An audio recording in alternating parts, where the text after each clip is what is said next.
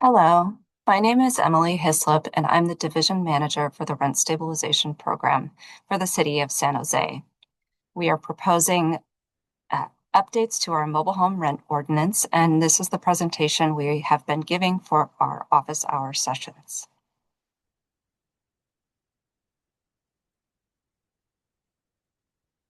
So why are we holding these office hours? Proposed updates to the 40-year-old law were brought to Council earlier this year. The City Council requested that the department conduct further community engagement and delayed a vote on the updates to late fall of this year. We will be holding a series of office hours over the summer in multiple languages, and we have other forms of engagement planned during this time.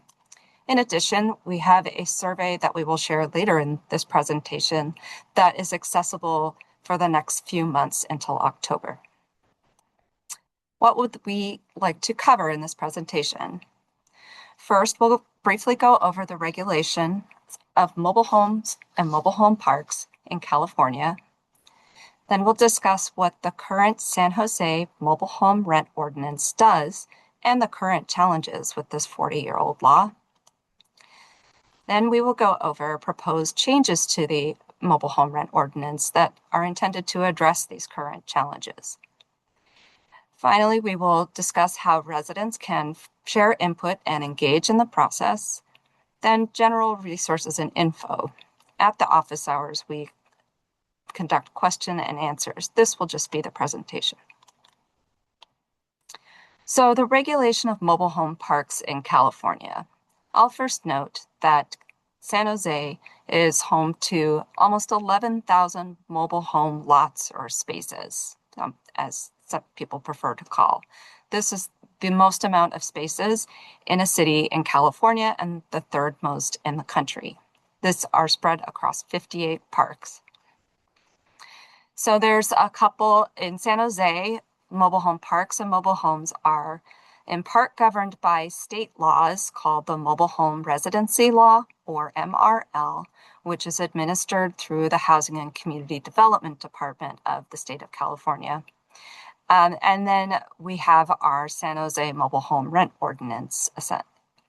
So this is an example of parts of the park that are, and mobile homes that are governed by the state only, and others where the city can regulate. So park infrastructure, roads, sewage, water, that is all the authority of the state of California.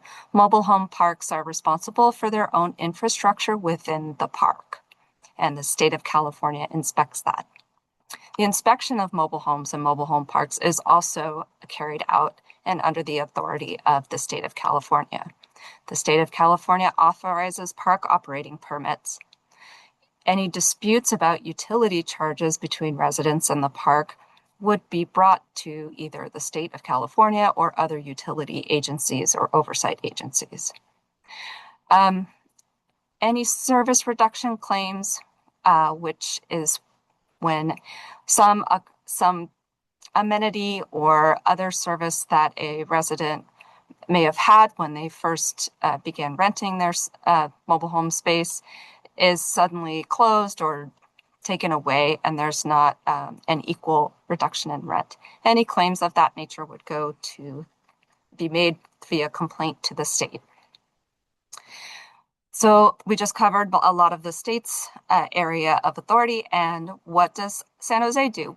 The MRO, the Mobile Home Rent Ordinance, regulates rents for spaces that were constructed before September 7th, 1979, as well as rented mobile homes that are placed on those spaces. So, and furthermore, so we regulate the amount rent can be increased every year. Also, residents, when have the opportunity to raise a service reduction or park maintenance claim only when a park owner files what is called a fair return petition. This is a petition to increase rents more than the allowed amount based on various factors concerning the increase in operating expenses and how that compares to revenue.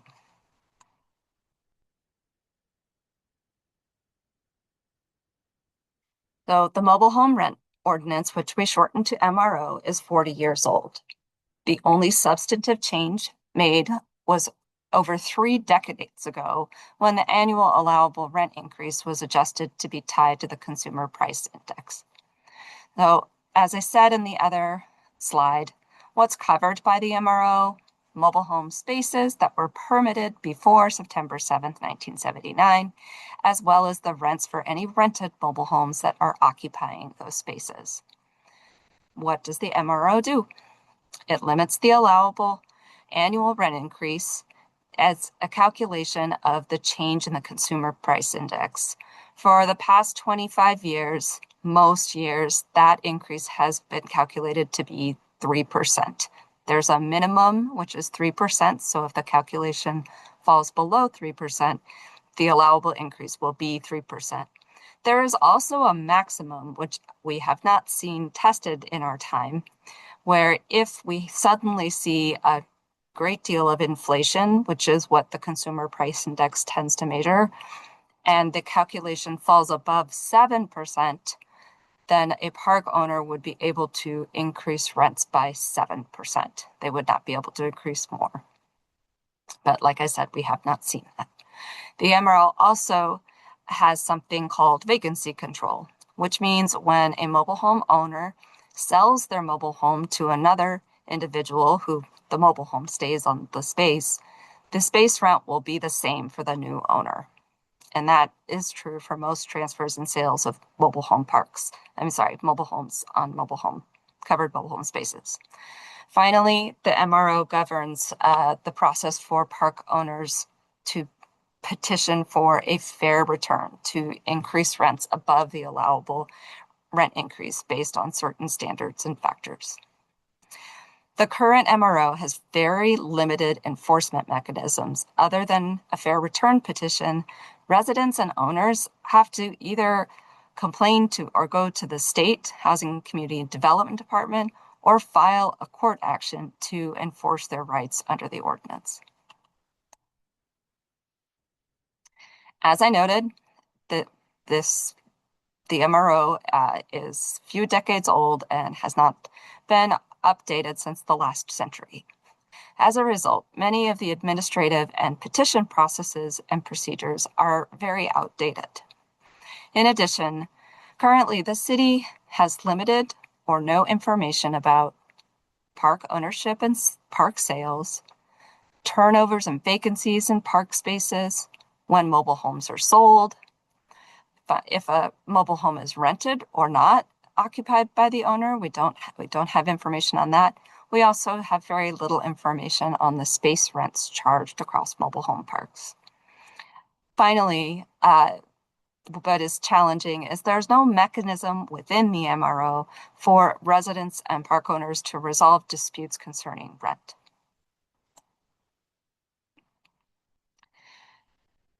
So we have opportunities to improve the MRO. These proposed changes aim to create a mechanism for residents to enforce their rights and for owners to achieve a fair return, to improve data collection and make the program more open and clear, to make the program easier to understand and use and be run more efficiently. So our first proposal is concerning data collection and transparency. The proposal is to require parks to annually register and provide certain information about the mobile homes and mobile home spaces in their park. The information collected will not include any personal information about the people who live in the mobile homes. This park registration would help the city gather timely and accurate information. Data will help enforce rules, see patterns, identify needs, and inform city policy decisions. Currently, under the MRO as it is today, the program, rent stabilization program, only receives park data when a resident or owner contacts the program with a question or issue. We capture that information in a database. When a park owner files a fair return petition, we learn about the space rents for the spaces in that park. when a park or owner or manager submits a registration form when the park is sold or management is changed. So that registration form is very basic information, mostly contact and name info for the owner and manager and the number of spaces in the park. And that's only required when there is a change in ownership or management. The second proposal is a tool to enforce rights. We would like to add a petition process for residents to initiate and address rent disputes with a park owner and also require rents to be reported as part of the annual park registration. That will help the program they'd be better able to enforce the provisions of the MRO. So this would create an accessible and efficient way for residents to resolve disputes. Currently, the MRO has very little in the way of enforcement mechanisms. There is no process within the ordinance for residents to formally dispute a rent amount. Only during a fair return petition process can residents assert claims, but as a defense to the requested increase.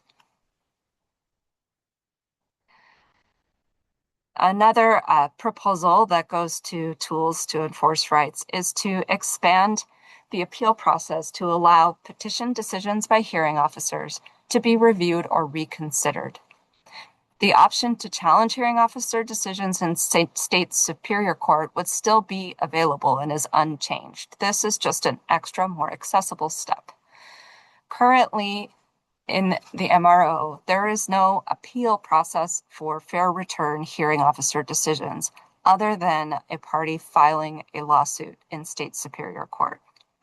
However, the MRO does have an appeal process for administrative decisions, like the rent stabilization program calculates the rent increase or the annual fee, and residents or park owners may appeal that calculation or decision to the housing department for review.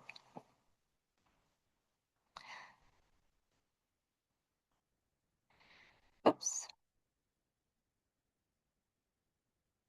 So the next thing is finding a mechanism for owners to achieve a fair return. Currently, the only way for a park owner to increase rents beyond the annual percentage increase is to file a fair return petition.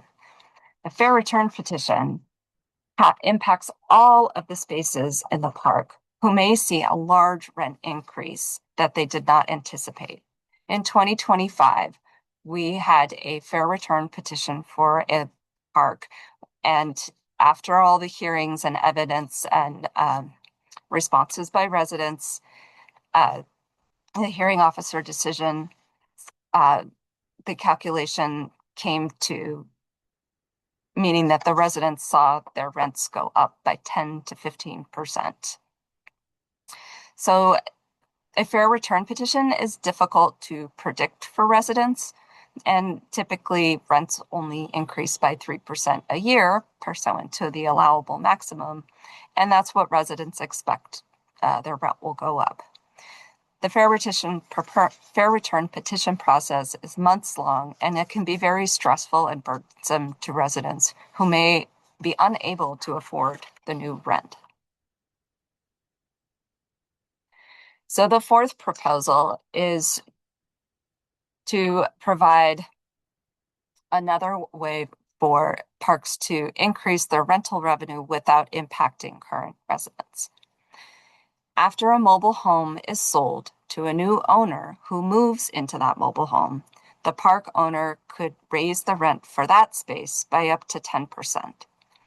This would only happen after the park has finished its first yearly registration.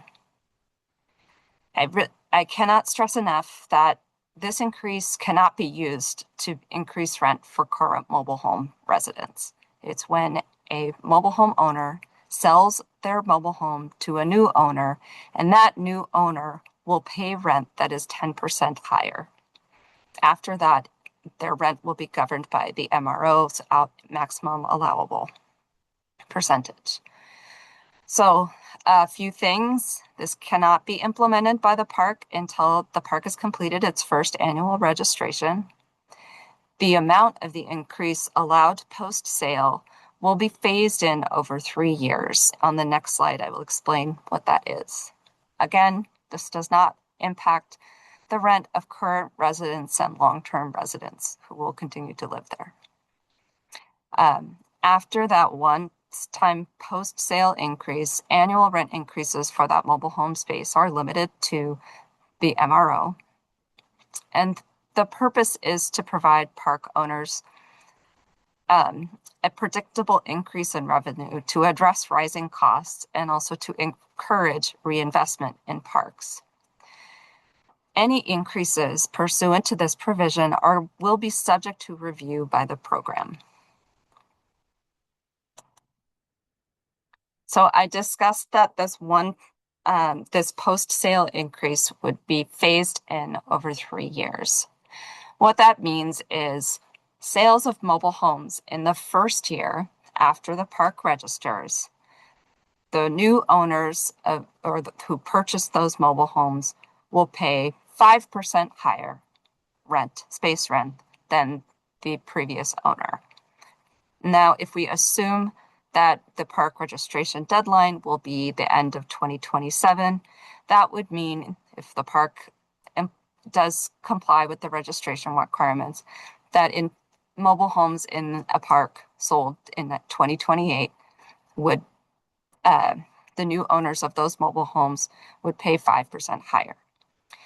In the second year after that first registration, so in this example would be 2029, any mobile homes that are sold in that park the new owners will pay 7% higher of rent. And then in the third year, the final phase-in of new owners will pay 10% more in space rent. We have tried to create an example of what this would look like, assuming 4 spaces in a mobile home park where 3 of the spaces sell their home in different years, and the space number 4 is still the same owner in 2027 as 2032. You'll notice that space number 4, where there is no sale, assuming each year the maximum allowable will continue to be 3%. Their rent just goes up by 3% every year. In space number 1, we have an example of an owner who decided to sell their space in 2028. So that owner, before selling, had received a 3% increase and is paying $1,000. In 2028, they sell their mobile home to a new owner who moves in.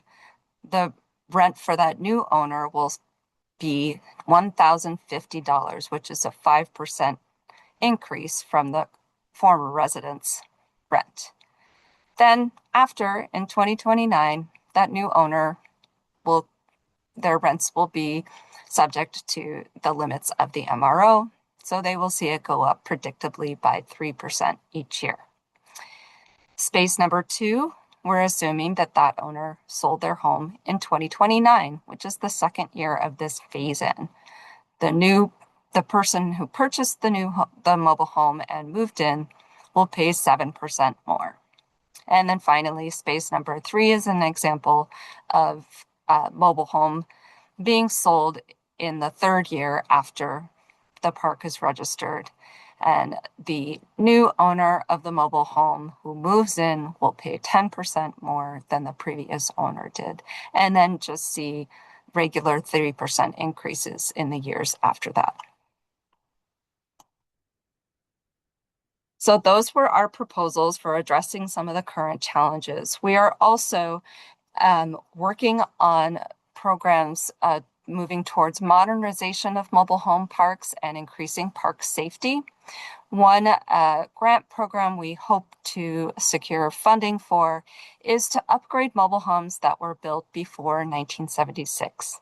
In 1976, the U.S. Department of Housing and Urban Development had finally established construction standards for factory-built homes, which we now know as manufactured homes. Before 1976, factory-built housing was not very well regulated, and as a result, those mobile homes are at risk for fire and structural damage and can be difficult to insure. So the housing department is looking for or securing funding to develop a program for residents that are in mobile homes built before June 15th, 1976, to allow them to apply for a $50,000 or more grant towards the purchase of a replacement home. The amount of the grant depends on how many homes we believe fall under this category, and the amount of funding we can secure. So the proposed updates to the mobile home rent ordinance align with the rent stabilization program's 3-year strategic plan, as well as direction from City Council. The goals of the strategic plan are outreach and education to tenants, property owners, and residents on rental housing law, collecting data to streamline the implementation of our rental housing ordinances and better inform policy decisions. The third tenet is supporting tenants and residents with renter protections and housing stability. And finally, the plan has goals to aim supporting property owners in maintaining and preserving San Jose's naturally occurring affordable housing stock. And the mobile homes in our 58 parks are considered a vital part of this naturally occurring affordable housing stock. So how can residents, park owners, managers engage and give us input on these proposals? We have a survey that gives people an opportunity to comment, provide feedback, explain their opinion or why they are not unsure. This is the short URL, but I suggest anybody with access to the website to go to www.sanjoseca.gov/mobile-homes with an S. We have this survey available in Spanish and Vietnamese as well. We are holding office hours throughout the summer, and I will note these times we may add other times and other dates depending on the need. And the same information will be presented at every office hours. If you do not, if you speak a language that is and need interpretation that's not Vietnamese or Spanish, please let us know so we can arrange for interpretation, simultaneous interpretation during one of the English sessions. Throughout the summer, we will also be holding in-person meetings for mobile home park residents, managers, and owners. These will be targeted towards parks throughout the city and giving another opportunity for engagement. Finally, after collecting feedback and listening to owners and residents, we'll bring proposed changes to City Council at likely this December 2nd, 2026 meeting, late fall.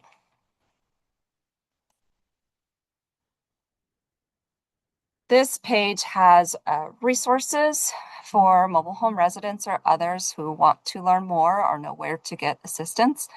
So we have, as I said, a dedicated page for the proposed updates. There's videos. We have the slides posted there, other information on office hours. Which is updated regularly, and so the website's right on the screen. If you would like current MRO information, please visit www.sjhousing.org and click Mobile Home Residents. If you have questions about your current situation in a mobile home park or mobile home or about the current ordinance, please contact the Rent Stabilization Program for resources and referrals at 408-975-4480 or email us at mobilehomes@sanjoseca.gov. You can also, for those issues that the city has no authority over, contact the State Mobile Home Assistance Center at 800-952-8255. 8356 or mhassistance@hcd.ca.gov or visit their website.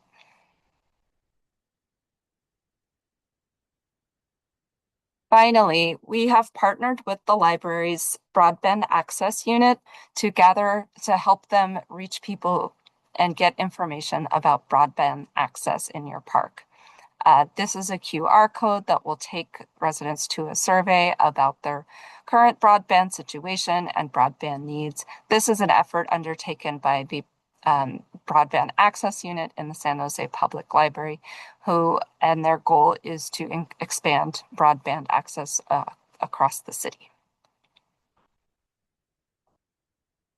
Thank you for your time, and we hope to hear from you soon.